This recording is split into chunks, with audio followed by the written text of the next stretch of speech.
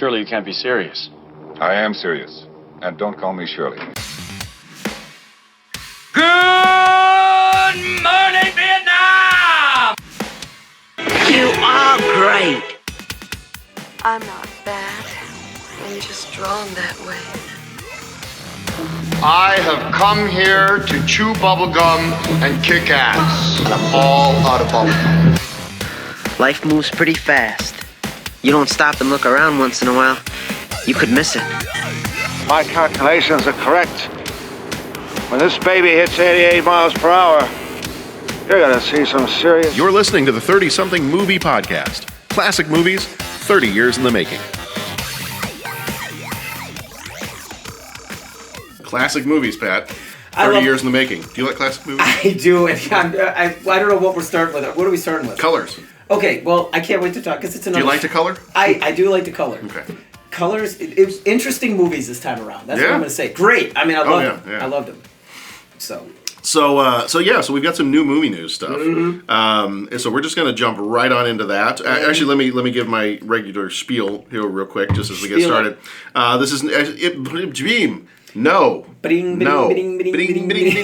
is midnight. Wasn't there that website that used to have a picture of a race car? Yeah. And it said something like, if you don't laugh at this, you're insane. Yeah. And it was like a picture of a race car. Yes. And then just some little voice be like, bing, ding, ding, ding, ding, ding, ding, ding, ding, ding. That was it, man. That was like the same time that Hamster Dance website came out. With just the little cartoon hamsters dancing. Yes. Yeah. We're going back into like the late 90s of the interwebs now. You know what's still up? Homestar Runner. Yeah, it is. Super! The Poop Smith. You know what? Sometimes I have different people that my inner monologue comes out as. Sometimes it's Sam Jackson when I'm angry. Is it ever Strong A lot of times Bad? it's Strong Bad. It is. And every once in a while, and my wife will do this too, like she'll get emails from different people that she has to respond to stuff for this organization that she's a part of, and and she'll be like, "Oh, sorry, I just have to check an email real quick," and I'm just sitting there going, "Checking the emails, checking the," and every once in a while she'll be like, "Oh, I got another email." I'm like, "Email, hope it's from a female." Oh my gosh! And our one of our favorite ones is when he would go, and I told him that they would get real fruit smoothies if they won the game. And they won the game. Oh my dear God in heaven, John! It's May 15th. Oh, what the heck is going on? The world. If May 15th means nothing to the rest of you, just a quick reminder that we are teachers, and it's somewhere it's Teacher Appreciation Month. So are you feeling appreciated? I do. Okay, honest to goodness, good. I do. I really do. Good. I do. Maybe not by children. They have their own and some way of coworkers, but they have their own way of appreciating you. Yeah, sometimes we appreciate, sometimes we depreciate, but that's right. As long as there's balance, then I guess that's all okay. So we are the 30-something movie podcast. Let me try this again. Episode number 185. That's what I was trying to say before I turned into the ring ding ding ding ding thing. Okay. 185. I don't know how I got that from episode 185, but our movie this time around is Colors. We are switching up the format a little bit. We tried at the beginning of this year doing 2 movies per episode, and somehow magically, I don't know, that got to be a lot to try to edit. Edit 2 movies per episode and do that every week, and so we're going back to 1 movie a week. Okay. So that's what we're doing. So this one is episode 185. It is Colors, and so we're going to be splitting. Our other movie will be Red Heat, and that's going to be our next episode coming out next week for episode number 186. So we may have lied to you last week and said Colors and Red Heat would be together, seeing as how they both have something to do with color. That's right, man. But we'll split those up, and that'll be 2 different episodes. So this time is 185, Colors. And we're just going to tell you right now, we'll spoil the events of the movies that we talk about. So if you don't want to be spoiled, if you haven't seen Colors, go watch Colors and then come back. And hopefully we'll have some good stuff to talk about when you come back. Yeah, we do. Leave us a review on iTunes. If you have not done that, don't be stingy. You can give us 5 stars. You can give us 6. I don't think iTunes will let you, but you can give us 6 stars. Put the 6 star in the comment section. Take a permanent marker and draw the 6 star on your computer screen. Yeah. Don't do that. That's a bad idea. Then tech help it. Especially if your computer is owned by the company that you work for. But yes, anyway, review on iTunes, that would be lovely. We would appreciate that. awesome, wonderful, grand, great. Let's go, Pat. Let's do it. So Pat Kenigalo's here with me today. Yes, he is. The other guys' schedules are kind of life. getting to life and all that other stuff. So I think with the school year winding down, Jeff is getting ready to come back, maybe do some shows with us in June. Yep. When we get to those movies, he just finished up the play. And it he's was got, awesome. Baby and all this other stuff. So. And what a fantastic job he did with the musical. I mean, he just takes it to a new level. Yeah. And the kids were awesome. And what... Did he tell you? I'm going to tell the story if he didn't tell you the story. Because they did Alice in Wonderland. About the three girls? Yes. And the one who lost her voice? Yes. Yeah. That was awesome. So for those of you that did not hear this story because you don't work with us and you weren't standing in the same hallway with us, what happened was so we're at a middle school, so we've got 6th, 7th, and 8th grade kids ranging from, let's say, 11 to 14 years old. Mm-hmm. And they were doing Alice in Wonderland, so they cast 3 different girls to play Alice. Mm-hmm. One a little bit shorter for when she's supposed to be shrunk, one a little bit taller for when she's supposed to be giant and everything else is smaller, and then one medium size. So different heights. Right. Well, the medium height, the one that I think is Alice through most of the show, one of the days when they were doing the rehearsal, or not the rehearsal, but the performance for the kids here at school, not for the parents, she had lost her voice. Mm-hmm. And my understanding is the kids didn't consult with an adult. Like, they didn't tell Jeff they were going to do this. They didn't tell any other adults. The 2 other Alices grabbed the script and went backstage with a microphone, and they told the main Alice, they said, just go out on stage and mouth the words, and we will read it into the microphone for you. We will read your lines for you so you can keep going, even though you can't talk. And Jeff is telling me that, and he's like, it freaking blew me away. Yeah.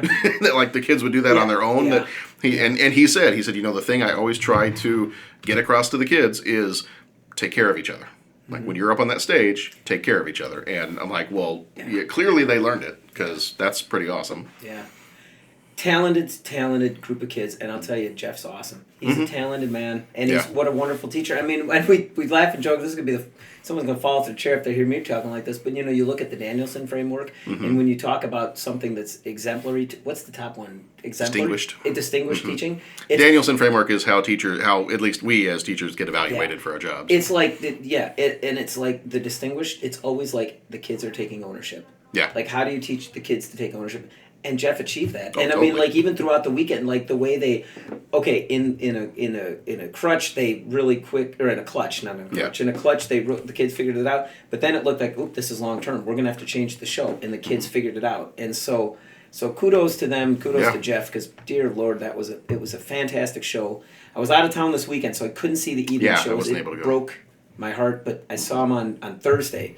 And it was fantastic. Yeah. And a lot of kids that checked it out for the first time that are like, whoa, talents that just like, where did this kid come out of, And so it was just a very neat thing, and he just brings a whole lot to our students. So, great show, Jeff. Nice job, Jeff. Yeah, fantastic. All right, so that's what's been going on, and so it's going to be you and I this time, and probably just you and I for the next episode, too. That's totally fine. We got some new movie news, so we're going to do this really fast, and then we're going to get on into lightning round, because we got to get on into the movie here, and got an orchestra concert for my son, and it's an orchestra concert tonight is the thing, but I don't know, like, I pick a day, and it's something totally different. Yeah, it's one of those. All right, so I'm going to jump in really quick first. Bohemian Rhapsody movie. Woo. I just showed you the trailer to it. What do you think? Yeah. Time. Do it. Fire it up. That looks really cool. Keep making awesome movies, people. Mm-hmm. Yeah. So if you haven't seen it, this is the, you say biopic? Biopic? I don't know. I say biopic. You say biopic? All the guys that know about camera angles tell me it's biopic. Yeah, whatever. It's a biographic movie about Freddie Mercury and Queen. And I've been hearing about this one for a while, but they put the trailer out. I think it just came out today. So... Mm-hmm.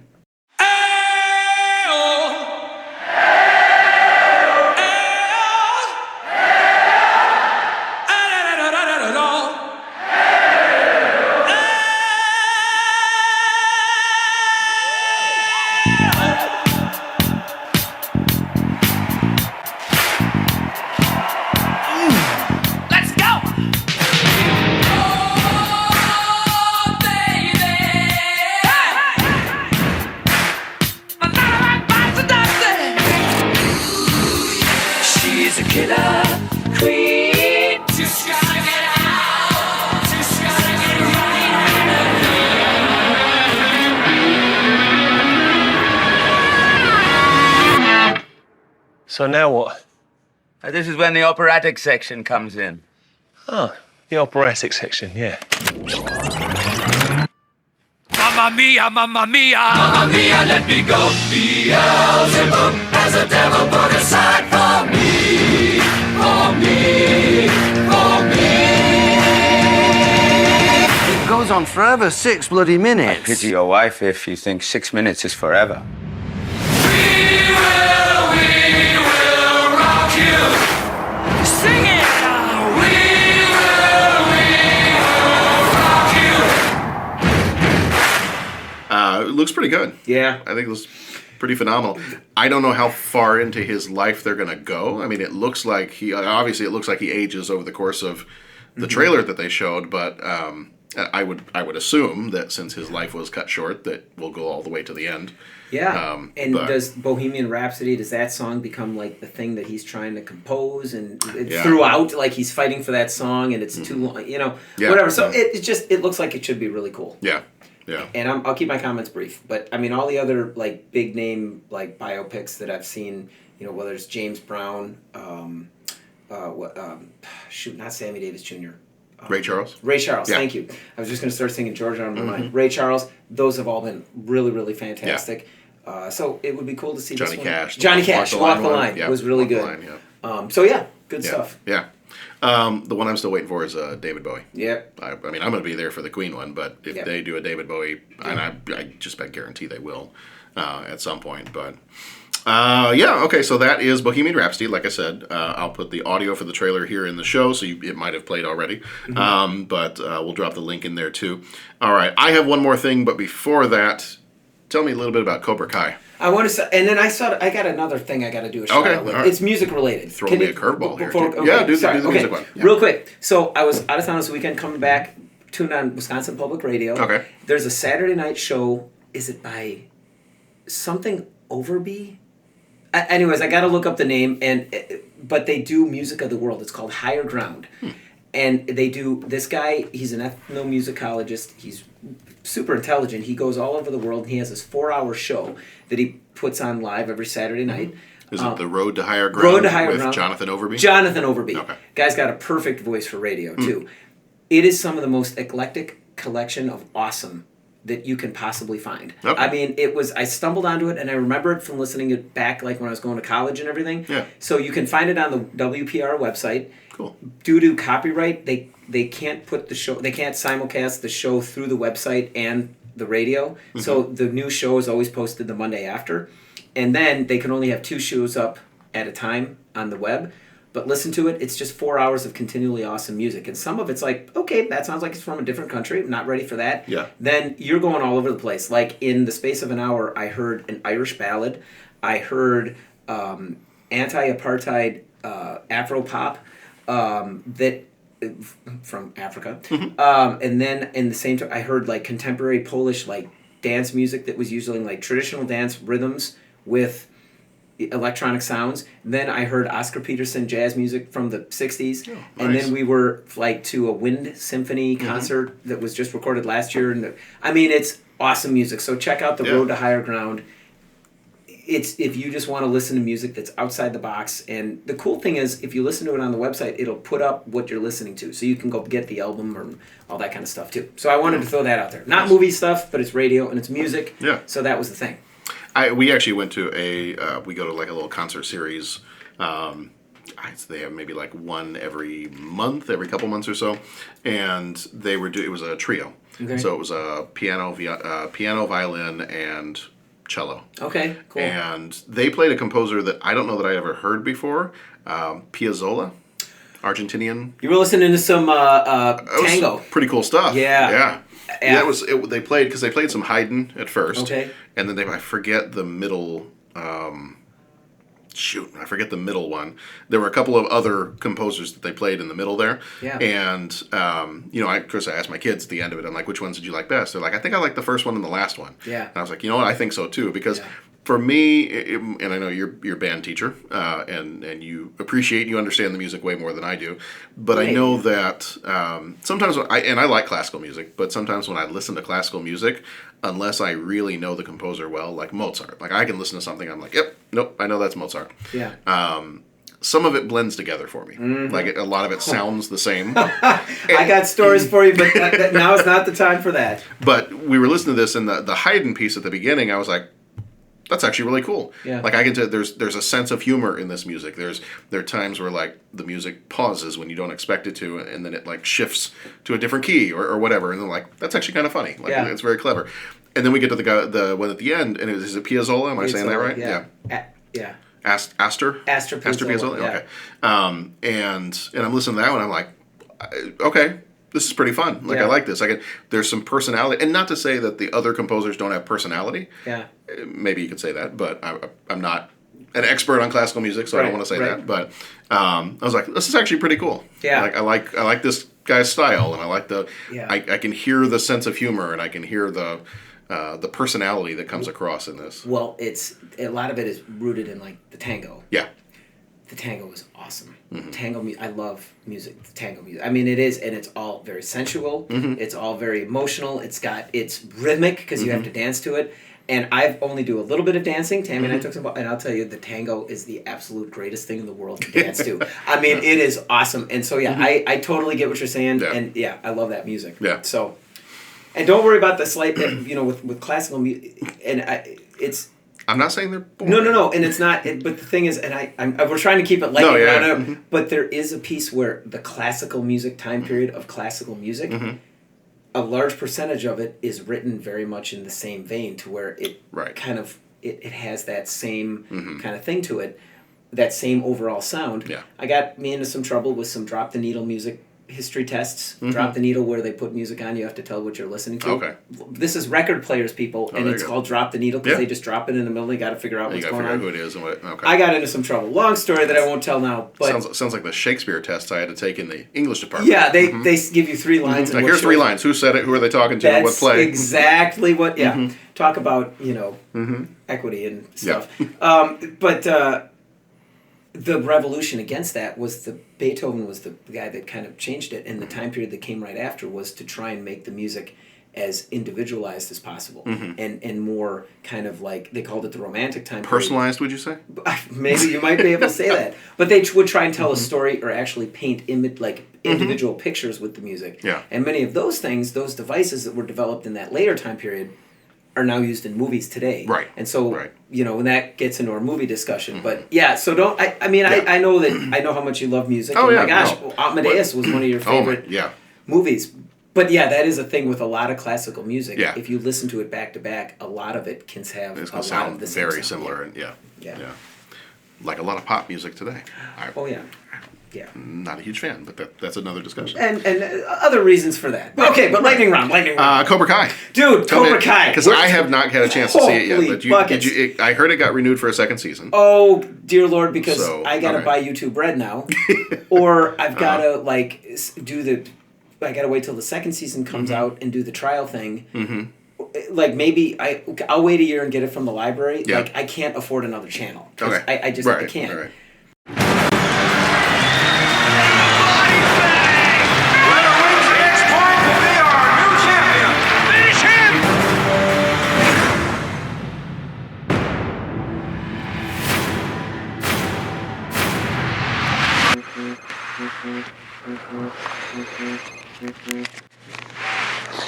Who is it? Banzai! Daniel LaRusso here for LaRusso Auto. We are chopping prices on all of our inventory. Johnny? I knew it was you. This is Johnny Lawrence. He and I go way back. Oh, this is a guy whose ass you kicked. If you want to get technical, I kicked his face. Hey, where you going, come in? Oh, I didn't know you guys were trying to buy beer. Hey! Watch your car, man. Get the hell out of here, loser.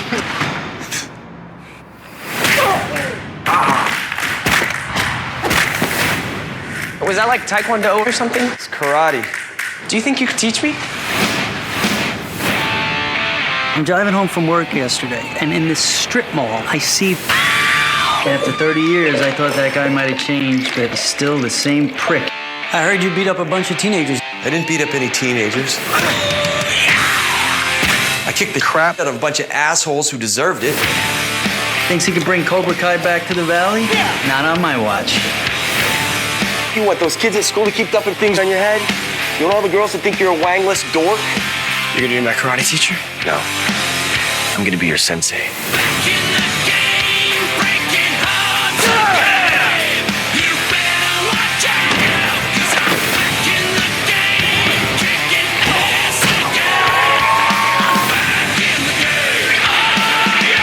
I'm gonna teach you the style of karate that was taught to me.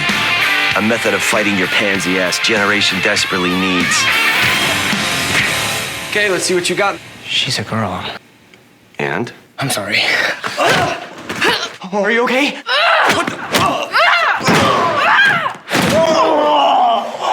Girl's a natural cobra. Johnny, you and I, we aren't done.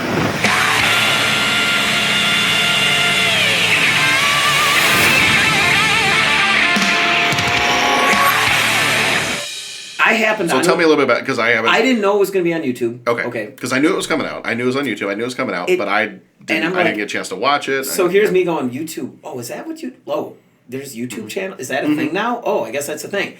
Whatever. So I turned it on. I didn't know anything about it. And it's just like, oh, there's Johnny being played by... What's the guy's name? Was it William Zabka? Zabka, yeah. Oh, that's him playing him. I wonder who they're going to get to be Danny. Danny. Yeah. Oh, there's Ralph Macchio. Yeah. Oh, so that's what they're doing. Cool. It's awesome, John. It is so great. And I only watched the first 2 episodes because that's the only ones that are free. But it follows Johnny later in life. Okay. And kind of where he ends up. I don't want to do too many spoilers, but things ain't going good. Okay. It follows a little bit of Daniel, where he's in life. Things turn out better. Okay. But he's got some things that he still needs to in his life. So the characters are deep. Like they're not just cardboard cut-ups. I mean, even back in the day when we discussed the movie, and it's like, well, Johnny, he's a little bit deeper than just that. Like how there's still a lot of depth to that character, and it's not like, oh, he's just the bad guy. Okay, well, Daniel, well, there's these things here. They have kids now. That adds another dimension to it. Okay. And you put your hand up, and I don't want to give too many spoilers, but anyways, Johnny is motivated to reopen Cobra Kai. Okay. The motivations are very interesting, and it's not all the bad guys versus all the good guys. Who the popular kids are / who the bad guys are. Who's going to Cobra Kai / who the good kids are. That really, there's like a whole, they weave that in, and I can tell there's a lot of potential for development with that. Okay. I keep hearing nothing but good stuff about and it. In some ways, Johnny is stuck in the 80s. Okay. I mean, in many ways. Aren't we all? And, well, yeah. And that was like, dude, this is cool. And then as he gets with kids again and starts... Peak too early. Well, as he starts training with kids again, you see these incidences where kids like mention things going on, like kids complaining about being bullied. And... And he's just like, well, what happened? Well, they wrote about da-da-da-da-da. And he's like, who did this? He's like, well, I don't know, because all this stuff, he's complaining about some kind of social media nonsense. And he's just like, and you expect... Put him in a body bag. That's what his response is. Well, he doesn't say. Well, he doesn't say that. He doesn't say that. Okay. But here's his response. He's just like, as opposed to, like, oh my gosh, he's just like, you mean there's something out there where you can insult someone without going into their face? Those are cowards. That's the coward's way. And then he's like, that's If you're going to insult somebody, at least do it to their face. That's what he said. And he says, and then there'd be a fight, and then there it is. And so it was just like, oh my gosh, that would be totally a response of someone that grew up, what is all this social media? And it's like, that makes sense. Wait a minute, he's the bad guy. What am I doing? But it's not that simple. Yeah. It's really, really good. And the thing is, each episode is only, like you were talking about with Mozart in the Jungle. Yeah. Which I only have 4 episodes left to watch, and I'm done with that. We haven't started the 4th season yet. We'd watched the first 3 really fast, and then we're like, okay, hold on. Yeah, it's... Switch to something else for a minute, and then we'll... Yeah, but they're only really 23-minute episodes. Okay. And that's where I'm going to maintain that now, the way these new seasons drop of these shows, especially when they're only 23 or 24 minutes long. Right. And they only have 10 episodes. Right. add all that up, that's like one Lord of the Rings extended cut movie. Yes. So in many ways, I don't process these binging them as right. an episodic series. I see it as just a movie. Yeah. And I mean, it's a real interesting blending of that, and it's really good. I gotta stop talking. Yeah. But it's really good. Okay. I was really impressed with what they did with it. Nice. Yeah. Okay. Yeah, So- I gotta check it out because that's Cobra Kai. Really that cool. that was on my list of things to check out at some point because I when I saw that I was like, I feel like I'm getting the same vibe as like when I first started hearing about Ash versus Evil Dead. Yeah. Like short episodes, kind of a cool way to take something that we haven't seen in a long time and revamp the characters a little bit, like bring a little extra dimension to them. And okay, cool. I will check that out. All right, last thing I've got, and then we can get on into our movie. As of the time of this recording, so tomorrow it will be even one day less, we're 10 days away from Solo. I'm going when you're going. Yeah. I still haven't seen Infinity War yet, and everyone's man. Dennis and I can't I have find time. so many comments. I Like, know. so I much know. Yes. Excited for Solo. Yeah. We're definitely going the same day. Sure. Yeah. That's you going. I got to find out from like one of the. Well, I got to find out from Dennis. I don't think Bo ever got back to me. I got to find out from Dennis if he wants to go. And then I got to teach over at the other middle school that he wanted to go to. He just has to see if. Yeah, he needs to watch the on kids or something. So either way, we're going. Because I can't go into the summer with two things dangling. I you know, I mean, like Infinity Wars and this. So we got to get this done. I've already got my tickets for Deadpool. Okay. So I made sure I got that. So I'm all good to go for that one. But yeah, 10 days. Yep. 10 days ago. Yes. Yep. Can't wait. Something I noticed that was kind of cool was the when you see the scenes of him as a young guy, like driving his flying car, his like, land speeder car. One thing I noticed, and he's there with the Mother of Dragons. Yeah. In the passenger seat. The little dice that are hanging in the Millennium Falcon are hanging from the car. That's the cool. rearview mirror. That's cool. I'm like, that's pretty cool. Good attention to detail. Well, Ron Howard. Right. Attention to detail. Well, and the other thing, and I wish I could go do this, but if you go, was it Regal Theaters or AMC Theaters? If you go opening night and you pay like the extra amount to go for the opening night event, fan event, or whatever it is, the first, I don't know how many 100 people that go to that get replica dice. And I'm like, oh, man. I don't know if I have the time to go to that 10 days. or the money, and I'm just gonna go find some. Like I'm sure you can find the dice to buy somewhere, and I can throw those up in my car, and you know. But 10 days, 10 days, John. 10 days, 10 days. All right. 10 days. DS. And the more I see of it, the more excited I'm getting. I know. Like I watched a couple of the behind the scenes stuff, so I saw like them filming a few different scenes that are in the movie, and I'm like, you know what? It really has. I know people at the beginning were like, nah, Han Solo movie, stupid. It's gonna be stupid. Good. To They me, are too. Get I out know, of my way in line. Don't go to the theater. The more I see of the behind the scenes stuff, it very much fits in like the world of Rogue One. Like it looks very similar to some Rogue One stuff, and like you get the feel that this is happening in the same galaxy as all the Rogue One stuff. I'm like, hey, you know what? Fine. Yeah. Go for it. Do it. And did you ever get a chance to watch the little featurette thing they did on Lando Calrissian giving the tour of the Millennium Falcon? I didn't. No. Did you? Okay. That one's kind of funny because he's giving a tour of the Falcon, and I think at one point he says like, you know, this ship never looked so good. And I'm thinking, yeah, well, wait 20 years. Yeah. It's definitely not going to look as good as when you got it. And he walks into one of the rooms. He's like, this is my favorite room. This is one of my favorite parts. And here's the sound system. And here's the leather couch. And here's the chess table. And this is my favorite room. And he opens up the door, the cape room, and it's just like capes everywhere. That's and it's awesome. like, this is like my sister's wedding cape. This is the galactic luncheon cape. This is just if you get cold. And that's cool. I'm like, that's pretty good. All right. I think that's all I got for new movie news. Time for colors. Okay, time for colors. All right. Colors. So colors. Oof. This one came out. Kind of a rough movie. Yeah. So, this one came out 29th of April, 1988. It was rated R. It's 2 hours long. Directed by Dennis Hopper, who died in 2010. He also directed Easy Rider, Out of the Blue, and he acted in River's Edge, Blue Velvet, Hoosiers, and Speed. Producer was, ironically enough, Robert H. Solo. It's a producer, who also produced Invasion of the Body Snatchers, the 1978 version, and a movie called Above the Law. Writers for this one were Michael Schiffer, who did story and screenplay. He did Crimson Tide and The Peacemaker. Richard D. Lello, who also did the story, did a movie called Bad Boys from 1983, not the Will Smith one, and a TV series called Midnight Caller. Cinematography was done by Haskell Wexler, who died in 2015. He did In the Heat of the Night and One Flew Over the Cuckoo's Nest. Music was done by Herbie Hancock, who did Death Wish and Harlem Nights. Also, phenomenal jazz piano player. I wondered, like, I know that name, but I couldn't recall what it was. So check it out, people. Like Herbie Hancock, just like his whole career was built on like jazz music and stuff, and then was able to really kind of bridge that gap as pop music and jazz intertwined, like in the late 70s, early 80s. He was able to like get some stuff on the pop charts. Yeah. And like really good stuff, do some movie stuff. So check out Herbie Hancock. Yeah. I mean, you know, essential listening, you can find any lists on the, but I'm just gonna, you know, for American music, Herbie Hancock is a jazz master. I knew I recognized his name from somewhere, but I didn't have time to look it up, and I was like, oh man, I know. I figured you would probably know where he's from, but yeah. I knew him from somewhere other than just movie. Straight up jazz, fusion jazz, the whole thing. Herbie Hancock's the real deal. He's a master. Yeah. So, budget for this one was $10 million, and box office was $46.6 million domestically in the U.S. Starring Sean Penn as Danny McGavin. He was in Mystic River, Milk, and Dead Man Walking.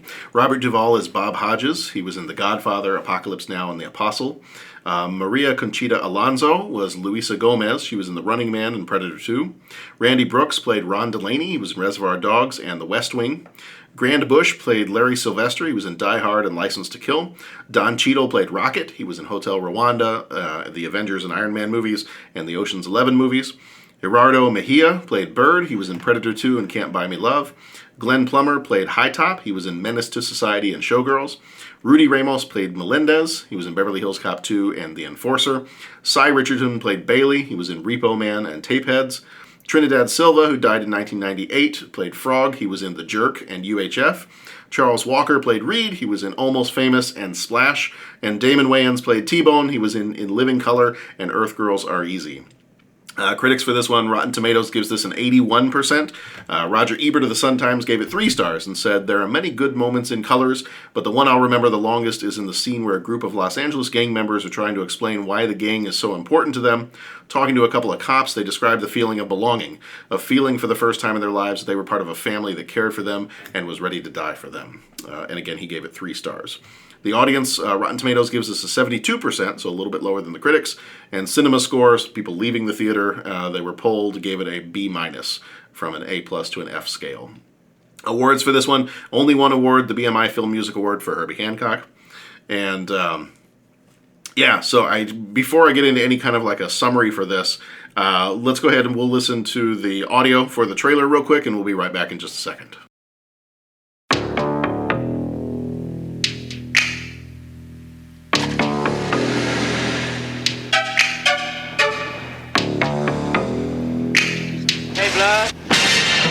The gangs rule the streets. The streets are at war. The war must be stopped. We want a uniformed presence out in the street. They're flying their colors. We're flying ours. If I do something, I expect you to back me up. My partner, McGavin. New partner. You get them off the street. Lady, we're trying.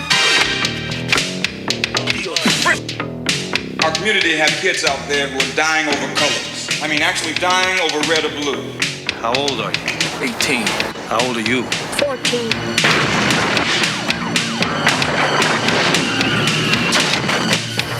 Listen up, McGavin.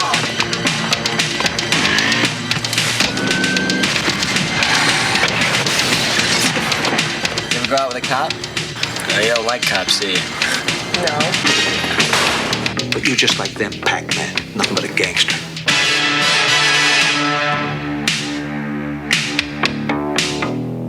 There's always gonna be gangs, man. There's always gonna be fighting. You can stop it for yourselves, man. Sean Penn, Robert Duvall, in a Dennis Hopper film, Colors.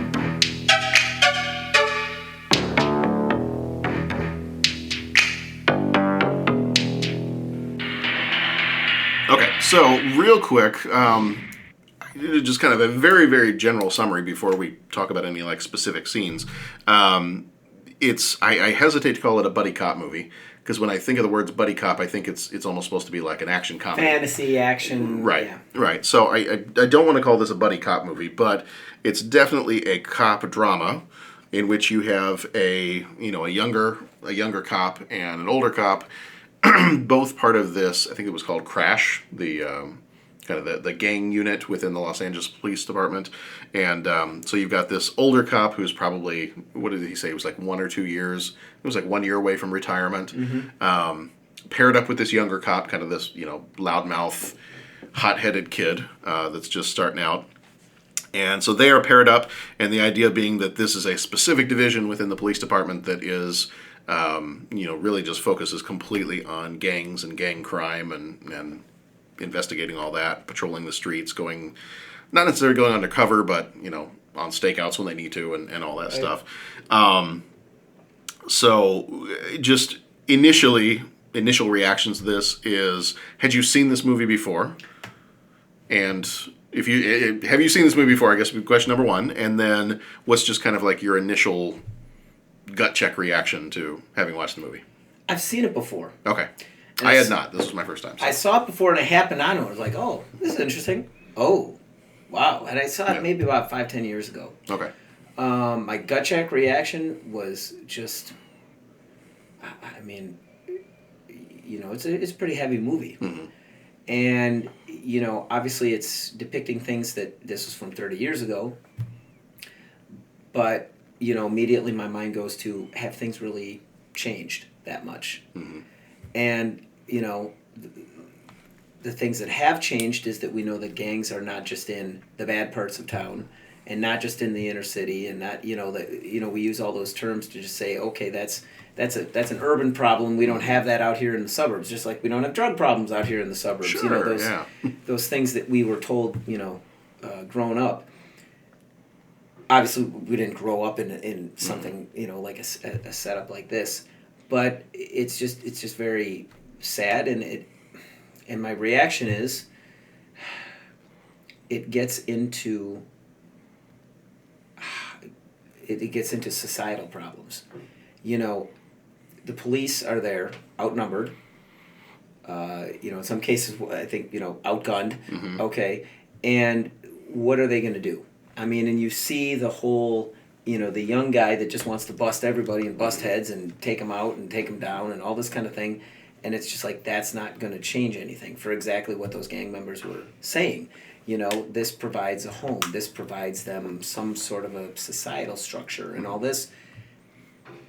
You're not going to change it with that. So what are you left to do? Just kind of bumble along and get to know the people and help them out where you can and get the information where you can. And we're not going to bust everybody. And you're not going to bust the kid for throwing the rock at the car. It's just like, dude, this is my office. You can't do that. And you know what I'm saying? Mm-hmm.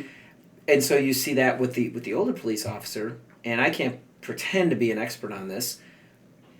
And I know that we've had presentations here at school what to look out with gangs because that thing's spreading. But it's like it gets to be into how are we going to fix society? Because you can't just throw the police in there and expect them to arrest all the gang members till they're gone and everything's good again.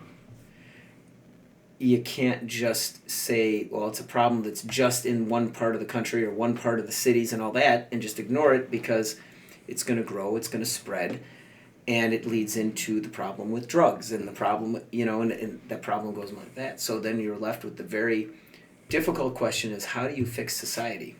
And that's a question that, I'm of the belief that there's certain people on the higher end of things that they don't want that fixed because that threatens their position.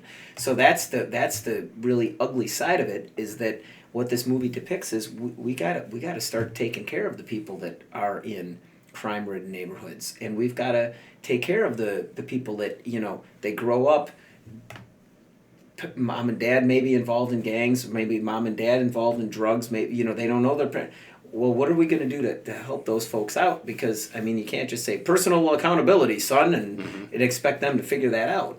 I was fortunate enough to be raised with those things. Right. So that's what this movie, I think it just shows you, it shows you a look at a very ugly part of our society that we need to come to grips with and figure out how we're going to solve, or who we need to get in charge that wants to see this solved. So, anyways, those were kind of my thoughts with the movie. So yeah, well, and I'll preface some of this by saying that, you know, full disclosure, if you don't already know this from listening, we're a couple of middle class Caucasian men. Yeah. So, you know, we come at a movie like this from an outsider perspective, looking at it and saying, this is not how I grew up. This is not where I grew up. This is not, in a lot of ways, this. I don't want to say that I don't connect with this. I look at it as an outside observer. Like, this is definitely not the way my life has been. You know, and I don't think we can talk about this movie without talking about some of the, like, societal and racial and other things. I just want to preface all that by saying I don't claim to be an expert in anything, and I definitely don't claim to be an expert in, you know, how to fix the ills of society and the racism that goes on and all that other stuff. I only come at this by saying, you know, I may say something in the course of talking about this that sounds totally ignorant. Just, I'm putting it out there to say I hope that I try to do the best that I can to be aware of what's going on, to be compassionate and empathetic about what's going on. But that, I mean, obviously that's not my day-to-day life. Yeah. And, you know, that's through no effort of my own. I am where I was born and where I live and all that. So I look at something like this, and I look at this and I think, you know what, I thought the exact same thing. I thought, how have things really changed? Like, we're looking at a movie that's now 30 years old, and this was really, that's what a lot of the background stuff that I found on this, they really talked about this as being one of the first movies to show this kind of, this gang life through this lens. And Dennis Hopper, I think at one point was quoted as saying something like, you know what, this movie doesn't have a message. It's not a documentary, but it doesn't have a message. I'm not trying to say this is good, this is bad. I'm just trying to show you, you know, here's kind of what it looks like. And it sounds like they spent, well, actually I had pulled some notes from IMDb and from Wikipedia and a couple other places that they had actually hired real gang members for different, you know, minor roles in the movie, that they went out and filmed on location. Like, they actually went to the neighborhoods, they went to these places. When they filmed in a neighborhood that was Blood territory, they used some of the members of the Bloods gang, you know, to be bit parts in there. If they went to a Crips neighborhood, then they, you know, had members of those guys. And he said that actually he thinks, the director said he thinks that maybe, you know, 10 people died over the course of the filming, just because they'd go in there, they'd film a scene, and then they'd leave, and like an hour or two later, a couple of gangs that were arguing over something that they just filmed in the movie started shooting each other and doing all that stuff. So, you know, so one of the things I thought was interesting about this was looking at it and going, this doesn't need to be a movie that was made in 1988. Like, this could totally be a movie that's made today, and I don't really think you'd have to change too much. Which, looking at it that way, for lack of a better term, I can see why people that live in the inner city and live in situations like this are mad as hell, and they're not going to take it anymore. So, you know, not to say that I condone any kind of rioting or anything like that, but at the same time, you look at the history of our country, and sometimes it takes a little getting rough to get people's attention. So, not that I want to condone any of that, but at the same time, like, you know, if you put me in that situation and you just kept pushing me down and pushing me down, and if I had to live in that and you just kept pushing me as far down as you could push me, I can't say that I wouldn't push back eventually. Yeah, I know. I know we have some friends who are police officers or have spouses who are police officers, and I don't want to say any of this to belittle what the police officers do and like what their role is, because I know the Black Lives Matter movement, the Blue Lives Matter, I don't necessarily want to go any further into that myself, because it's not the nature of the podcast. Right, it's not the nature of the podcast. But I'm looking at this and I'm going, you know what? And I don't mean this to say this to be anti-police. I'm commenting on the movie itself. I think in the movie there were a lot of times where I looked at the cops as being just another gang. In particular, I think the part Robert Duvall, his character tells Sean Penn's character, he's like, look, you're just like they are. You got you Pac-Man, you got your nickname, you got your street name. You want to resort to violence first. You want to do you're no better than any of these gangbangers are. Yeah. And I was like, well, that's kind of an interesting take on it, that you've got, you have these gangs, and we have I don't want to, for lack of a better term, you have a gang, quote fingers, a gang within the LA Police Department as part of this crash unit. And so then it's, well, how different are the two groups if you've got guys that are bending the law a bit to get things done, and right, and then the thing was, like the Robert Duvall character, I think had a very balanced look at it. Look, this is the reality, right? And you got to, you can't bust everybody. You can't, and is that even the right thing to do? I mean, he was kind of the take a look at what's going on out there. He was like bigger picture guy. He's like, sometimes. Yeah. Whether it's legal or not, sometimes you gotta extend a little goodwill. Yeah. Because you gotta play the long game, and you gotta. But you look at that, and it's like, what are we asking? Again, not trying to come down on either side, but this brings up a good question, and I think if the country's going to get anywhere, we got to be able to ask the question without someone wanting to take my head off because, well, you just don't get it. Well, I don't. Please explain it to me on both sides. Then educate me. Yeah. On both sides, yeah. But it's just like. In some cases, you throw a police force, what they depict in this movie, in the middle of this situation. Well, now they're not just enforcing the law. Now they're also filling in as community organizers. They're filling in as social workers. They're filling in as, you know what I'm saying? I mean, it's like it's not just enforcing every law that it might be in other parts of town. Do you know what I'm saying? Yeah. And so suddenly there's just more and more being put on that plate. Now I'm sure that. And I would have to ask people that have more experience with it, has policing changed? And the groups that are in the gang unit probably have different training and recognize different things. And do you get what I'm saying? Like they're gonna approach things a little bit different. Just I would imagine like an undercover officer would do. But it's like they're being asked to do more and more and more. And again, it's kind of like a Band-Aid fix, and I think it's just as a society as a whole, okay, well, now we can look like we're doing something. Well, we're going to, give the police special training. And they're going to be able, well, again, you're asking the police force to then fix society's problems. Yeah. Sort of like we've talked about with teachers. There's certain initiatives and things that are happening. Okay, well, now teachers are being asked to society's problems. Well, what needs to change? Yeah, okay, well, families need to be stronger. Okay, well, the quality of life needs to be... And that's something we need to all fix together. I don't think there's any easy answers. Yeah. And it's... But the nice thing is you can... the convenient thing for the folks on the higher up level, they can just point the finger. Oh, well, look, in this case, the police blew it. In this case... Well, look at this neighborhood. Look at take care of yourselves, right? It's easy to point the finger. Well, you had that scene of that like that town hall meeting where the cops are like, "Look, people, we need you if you want to get these people off the streets. If you basically if you see something, say something." And the cops are up there talking to the people, and the people are mad as hell. And I'm looking at that, and I'm going. At first, when that scene first started, I'm sitting there going, "Everybody, look, the cops are just trying to help you."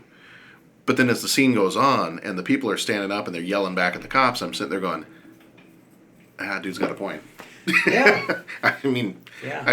I'm obviously this is just a movie, but I'm like, well, you keep pushing and you keep pushing and you can only push somebody down for so long before even an animal will fight back. Right. So. I mean, and so I don't know, and I don't think the movie gets too preachy. I think it presents that, and it's kind of like, this is something we got to fix, people. I mean, we got to figure this out. And I mean, you look at the gangs and the violence and all this kind of thing. It might sound silly at first, but bear with me. I mean, I can only look at like my ancestors, and I know when the Irish came over here, the Irish were treated like vermin. The Irish were there were gangs that were formed. There were riots. There was bloodshed. There was people getting killed. I mean, there was the whole thing. Right. The Italian immigrants came over. I mean, we all know about the mafia and all this kind of thing, and it's like those were immigrant groups that were able to work their way out of that. You know what I'm saying? Yeah. And now we look back, and you first bring up the thing of when the Irish come. Oh well, all the Irish came off the boat with a shamrock in their pocket, singing "Danny Boy," and we kind of look back with rose-colored glasses. Right. I mean, one of the biggest problems when you deal with Italian organized crime is the amount that it's been glorified in movies. You know, it almost looks like, hey, well, you know what? That's okay because they're powerful guys, and and it's just like, well, now you got this, and I'm not going to say for all of the people portrayed in this movie, immigrant groups, because I mean, you have an entire group of citizens in this country that their ancestry was slavery. Right. And there's going to be repercussions of that. Right. I don't want to go into depth and be preachy, but there are societal repercussions of that we have to come to grips with. Yeah. And it's just, it's hard if people just want to turn a blind eye or find a scapegoat or put a Band-Aid on there just so we can blame it when it crumbles and then just kind of move ahead. Yeah, that's not gonna work. Yeah. I also know that it came up. I remember during the most recent election, there were talks about the inner cities and things were being said. But then I know there were I remember hearing there were a number of African American groups that came out and said, well, wait a minute, we have a nice neighborhood in this. It's not all ghetto. It's not all, even I think maybe the ghetto or inner city or those terms they were even saying, those are pretty cliched terms because that's not really the reality anymore. It's more nuanced than that. Yeah. And you want to call Chicago a war zone? Have you actually been to Chicago? Well, yeah, and so you hear those things, and it's like, okay, so that's when I think of what's changed since in 30 years. That has the Cabrini Green neighborhood, and I know we're talking about Chicago than LA, but the Cabrini Green neighborhood used to be incredibly violent. Yeah. Where I went to grad school just a few years before, you had to go by a certain bad section of town on the south side to get there, and like you were told to sit on the other side of the bus because bullets might come flying in, ricochet or something. That was the danger. Don't leave the campus. By the time I got to the grad school, it was like, okay, there's some neighborhoods to avoid after dark, but so the neighborhoods are changing. I know the Cabrini Green neighborhood, like a lot of that housing has been put down, and there is. So then the question is, where did all the people that live there go? Right. Did we solve the problem? Are we solving the problem? Right. Are we trying to figure it out? Are we not trying to figure it out? Right. So I just have a lot of questions, and it's a tricky time to try and figure that out. Well, and you get the sense from this movie too that this movie is not trying to tell you that it has the answers. I think this movie very clearly is just trying to say, hey, look, you got an old cop who he does it one way. You got the young cop who does it this way. And even though I might disagree with the way Sean Penn's character does that, spray painting the kid in the face and like doing all that other crazy stuff. Are his tactics wrong? Yeah. I mean, I think so. But at the same time, I think you've got a balance of some of the stuff he did was working. Some of the stuff that Robert Duvall's character did was working. Yeah. You almost got to balance that. The same as being parents and being teachers. There are times where we give the kids a little bit of leeway. We're like, hey, you know what? You messed up there. It's okay. I'll give you a second chance. There are also times where we got to give the kids more structure, and we're like, nope, done. Done. Absolutely not. And I look at this movie, I'm like, was either of those approaches wrong? Now, the part where I think the younger cop was wrong was and I think the girl, Louisa, that he liked, she said it. She said he was sadistic. She said at one point, you have a mean heart and you're sadistic. And I think that's where maybe he was wrong. I think maybe in his way of wanting to combat the crime problem, he took a little bit more of a hardline stance of, nope, we gotta, if somebody's got drugs, you arrest them. If somebody's got somebody does this, you arrest them. And the other guy's like, well, we gotta, if you want to get to the bigger fish, you gotta, you gotta do a little give and take here. They did the whole thing of, you owe me one. I want you to say it. So you owe me one. And the whole thing of the favors and that kind of stuff. And I'm looking at this movie, I'm going, what? I other than the one guy being kind of sadistic in how he approaches things, at the heart of it was what he was trying to do wrong by being hardline. If you do wrong, you get arrested. No, I don't think so. Yeah. The way he did it, absolutely. I mean, I never spray paint a kid in the face, but and I think that's probably one of the interesting things about this movie is from the police perspective of it. Like, I don't know that you can look at any of those characters and say, "Oh yeah, that's totally the way to handle this problem." Yeah, well, and again, I don't work in the I'm not in that line of work at all, and right. And that's, you look at that, but then it's like, what are the outcomes? Mm-hmm. The outcome is they hate you more if you're well, yeah, if you do things the way the younger guy did it. Then. Well, and is there community trust there? Right. Too. Okay, so you bust a kid, you put, you don't. Now they're in the system. Now they go to a juvenile detention center. I mean, that's not happy fun time. Right. My understanding. Right. So is that going to improve? Or is that just somewhere where we can, quote unquote, lock them up? Right. I mean. Well, and that's the deal too, because sometimes maybe yes. If you get a character like the high top guy, at that point they're like, oh well, no, yeah, I think even Robert Duvall's character's like, yeah, no, we got to take this scumbag down. Yeah. But you get like the 14-year-old kid. And what are you going to arrest that 14-year-old kid? And what was the high top guy when he was 14? Right. So I mean, and there's no easy answers. So I mean, it's like, and I'm expanding beyond the movie, but okay.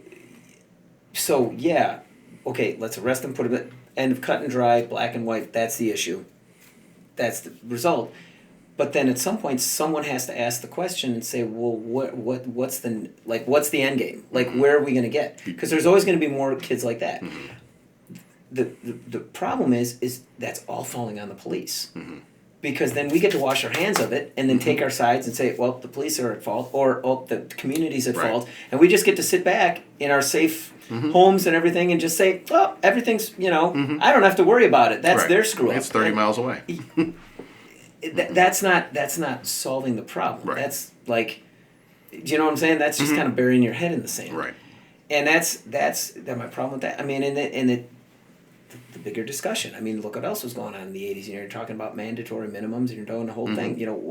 What was the mandatory minimum for crack cocaine versus, something that was in other different socioeconomic groups? Do you get what I'm saying? Yeah. I mean, there's not a lot of equality there. So when you're looking at those things, what's going to solve this problem? And I don't think there were any easy answers or easy outs or clear path ahead. I mean, that was kind of what I was struck with. It was just like, you go out, there's no clear path ahead, and then you come back and you hope to make it through to another day. You hope to take down some of the big fish, and you hope to take care of that, but that's not going to change. There will always be that unless there's an alternative. Well, and you think of this as being, it's Los Angeles, and then just, was it 3 years after this was all the Rodney King stuff. I think it was 91. Yeah. So tensions have not, they haven't gotten any less. Well, yeah. And I mean, look in the news. I mean, we're replete with examples of things in the news. And, I mean, it's like,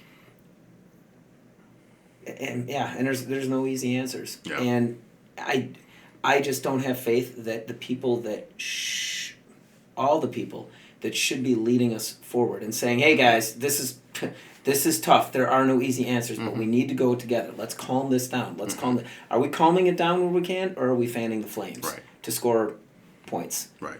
I'm just going to leave that question out there. I mean, where is the leadership calming down where we should, or are we fanning flames? Are we trying to rile people up? Yeah. I mean, and it's, and I'm just going to say again, it's a very convenient way to let the people on the lower ends of society, fight each other, to let the people on the higher ends of society maintain their grip on things. I don't know. It's a difficult movie to watch, and it raises some very difficult questions. Yeah. Well, and one of the other things I liked about it too was that there wasn't we've been saying this. It's not really a black and white movie. It's not. There's not a whole lot in this that's super clear cut. The only part that I will say feels kind of clear cut is Don Cheadle's character Rocket. He's kind of a stone cold killer. I mean, that's pretty much the only clear cut thing I can think of is that he's, at least from what we see in the movie, he's a bad dude, and he's the guy that needs to be put away. Now, you go further back in time in his story, and, how did he get that way? No 13, 14, if he's the 13, 14-year-old kid that is sitting there on his knees on the ground when the cops pull everybody over, if Rocket several years ago is that kid, obviously he wasn't born that way. Yeah. So how did he get to the point where he is now? But the other piece of that too is you get the sense that when McGavin's, or Pac-Man, whatever you want to call him, when he's kind of flirting with the girl, with Louisa, he's just thinking pretty girl, go out on some dates, maybe more than that. Not even thinking like what kind of connection she might have in the neighborhood, and come to find out the kid he spray painted in the face is her cousin, and he just completely oblivious of the fact that you do something to these gang members. There's going to be people in their life that you might look at and be like, oh well, that person never be affiliated with a gang. Yeah. Well, I mean it's. Yeah. In this movie, in that neighborhood, the gang is going to be so prevalent, you're not going to find anybody who's probably untouched by a gang in some way. Mm-hmm. Like, most likely you get to a point where the gangs saturate the neighborhood so much that you have to take a side in order to, be safe even in your own neighborhood. Mm-hmm.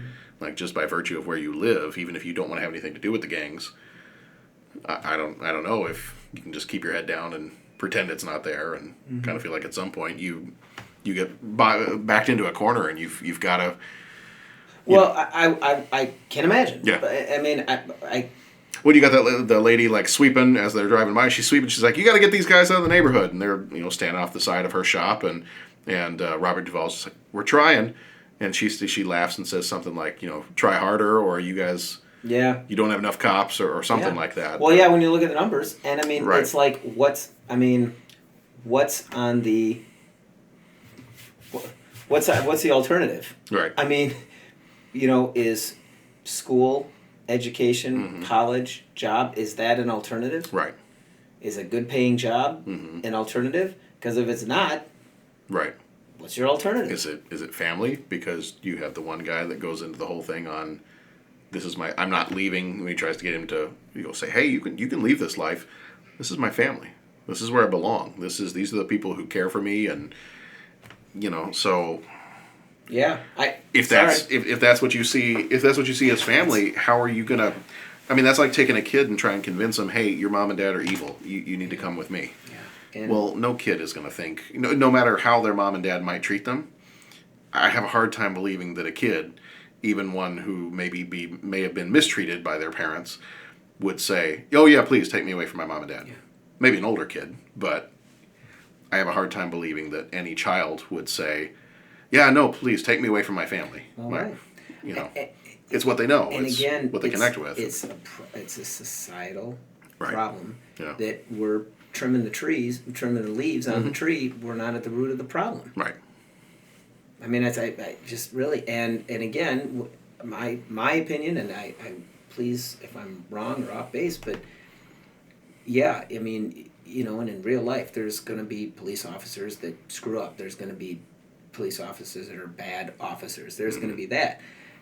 As a whole, though, you throw police officers are trained to enforce the law. Now you're putting them into a neighborhood or a situation where now you're asking them to do all these other things. Mm-hmm. Just so we can kind of turn a blind eye and either criticize them when they screw it up, or on the flip side, treat it like, well, that's, they're going out and what's wrong with it? You're throwing a whole group of people into a neighborhood where yeah. this is kind of what and we can just say, well, that's not our neighborhood, so it's my neighbor's house that's on fire. It's not mine, so I don't have to worry about it, and we can criticize them when they blow it. Yeah.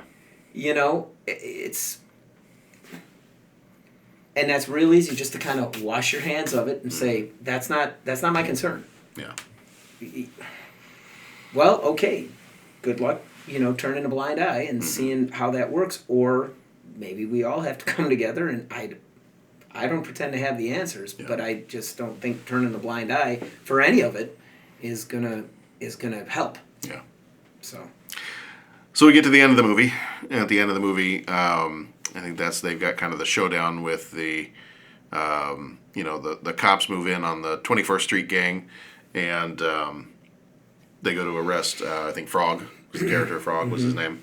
They go to arrest him, and somebody tries to get a shot in on Pac-Man, because that was kind of their plan to take him down, because I think every gang decided they hated him, and they end up shooting Hodges instead. So Pac-Man's there kind of trying to calm him down at the end. And I went through a lot of this movie wondering if he was going to be a kind of a crooked cop. I went through I went through a good portion of this movie, and maybe I was thinking of like Training Day.